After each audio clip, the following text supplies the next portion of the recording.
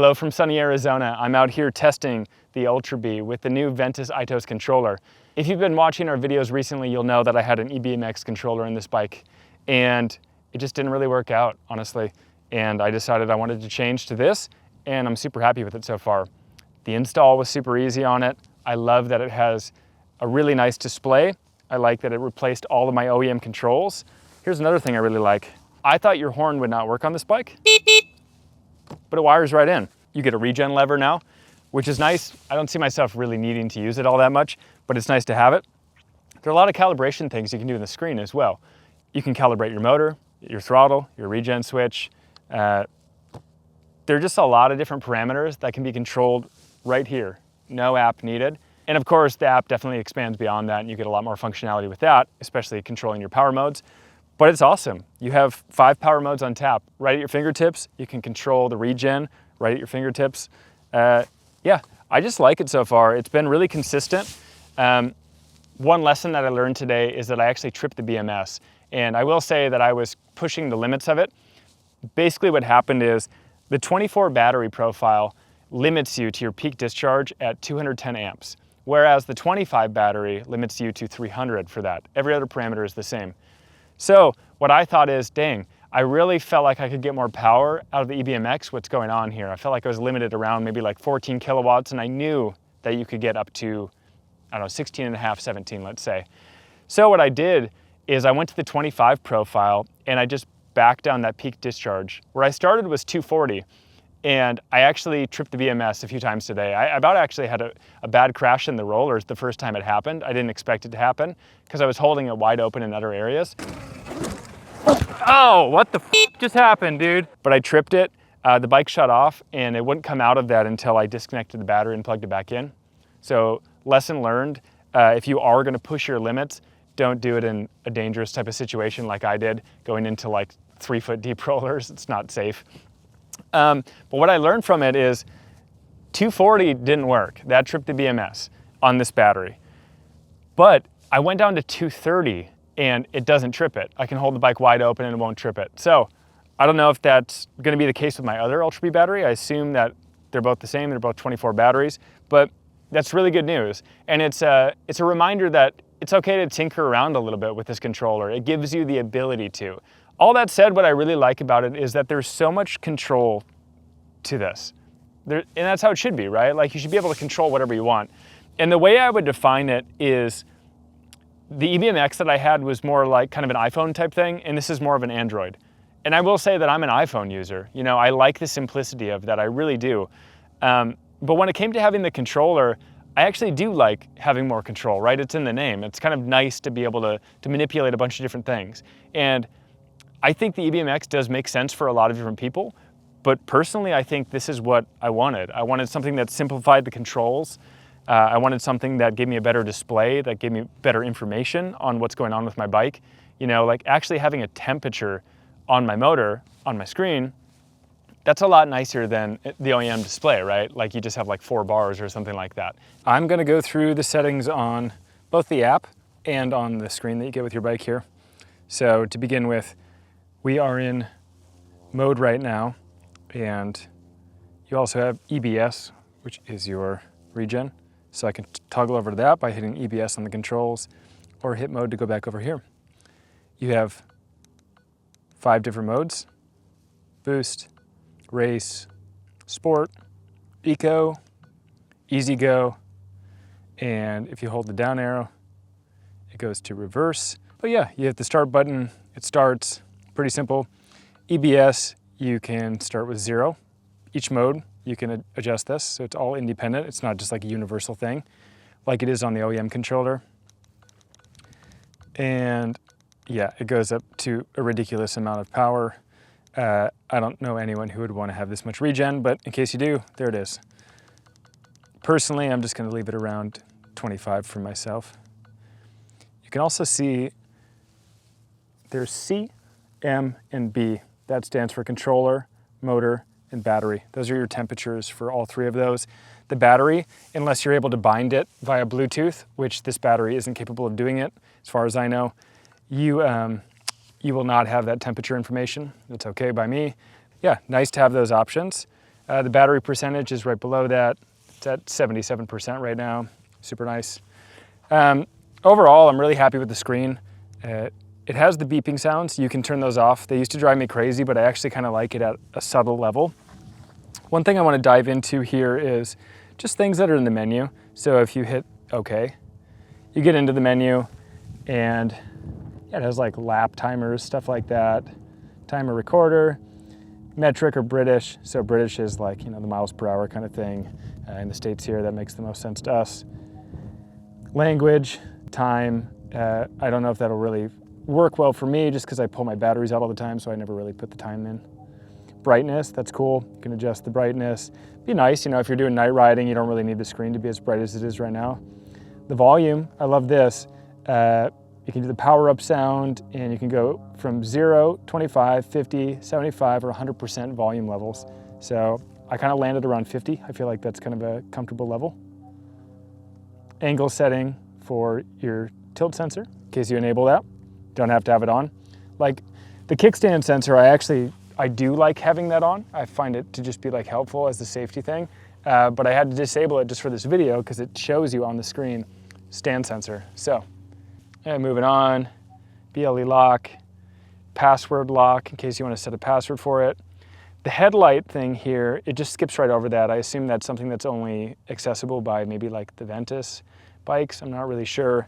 I wish that it was wired in so I could control the headlight from here, just because you're already plugging into that connector for the horn, which is super nice to have wired right in. I don't have to use any OEM controls.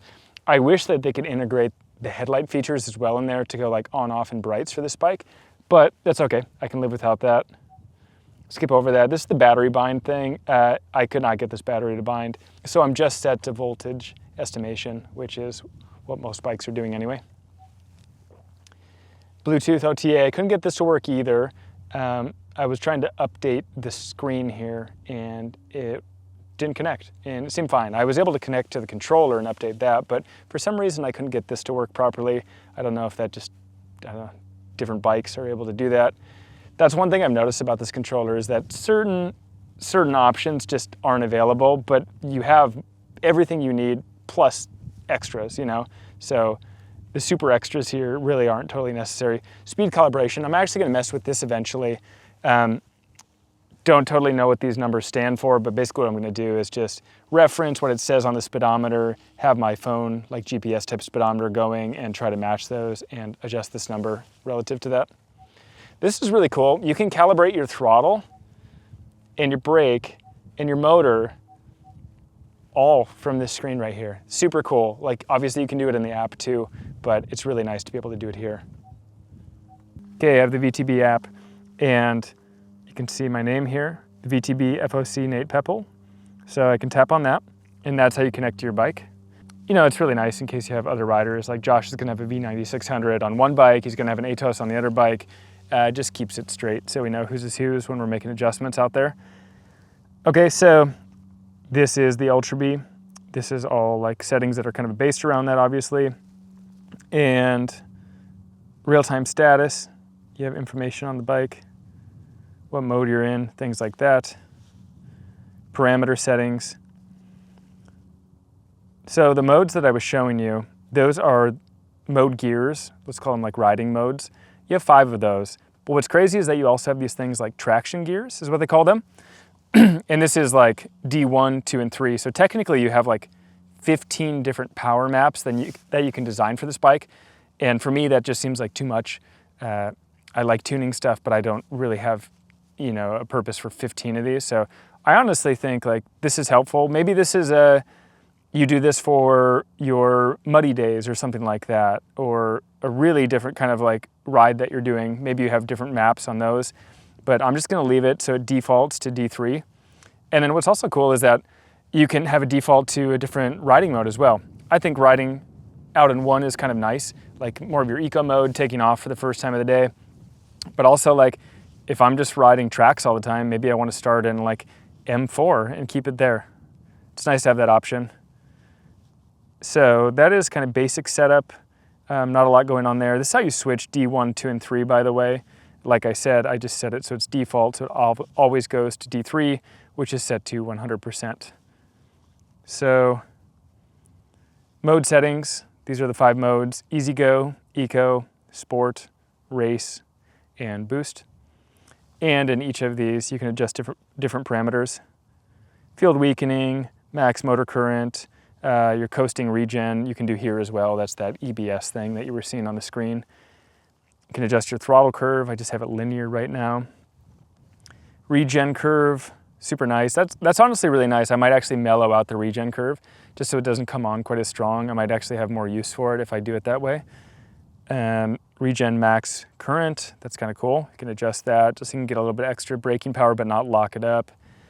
Power blast and high speed compensation. I'm not entirely sure how to define this quite yet. The language below is a little bit confusing. It's kind of like, you know, this is a Chinese company and they're not going to be, you know, excellent at speaking English or making sense of this. This is too much text. It's not written super well, but that's okay. To me, power blast is very like bottom end kind of torque off the bottom. And the high speed power compensation, I'm not sure if I really feel a huge difference in the top end with that, but I don't know. I've been, you know, then again, I've been rocking it at 10, which is max. So, so that is.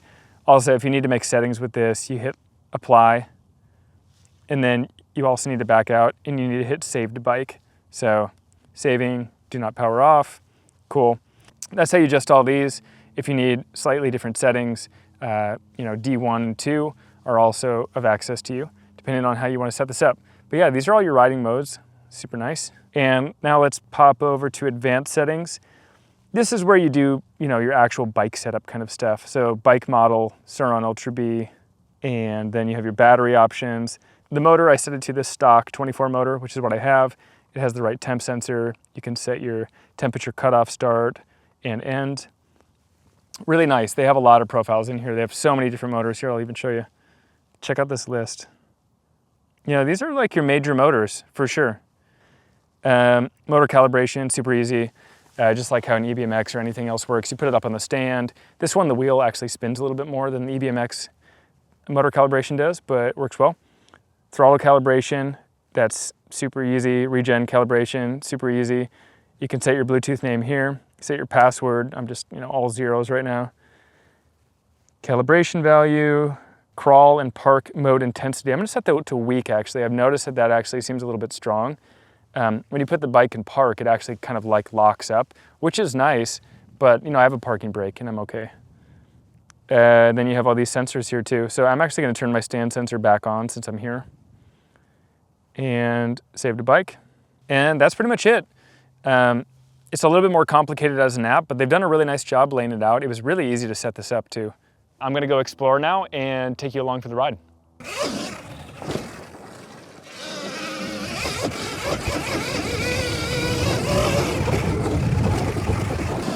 Yeah, I'll honestly say, like, first impressions, I'm into it. I could probably handle a little bit more hit on this power, but it feels really good.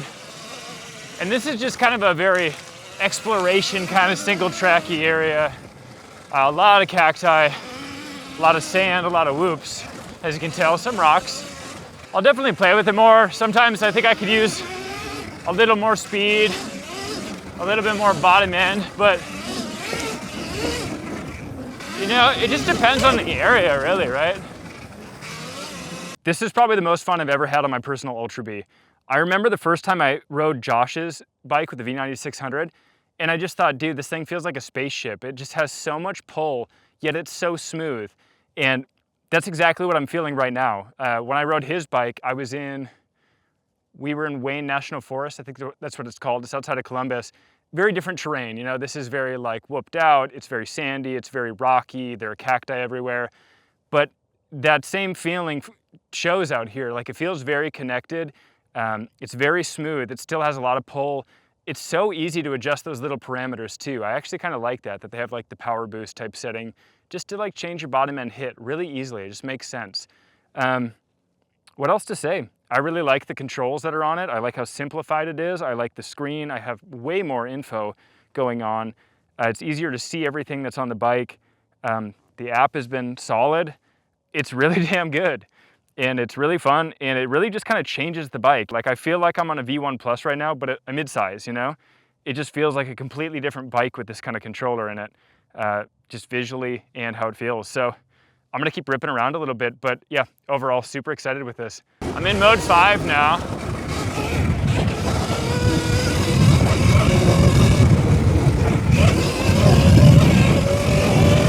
Just pinned. Screaming.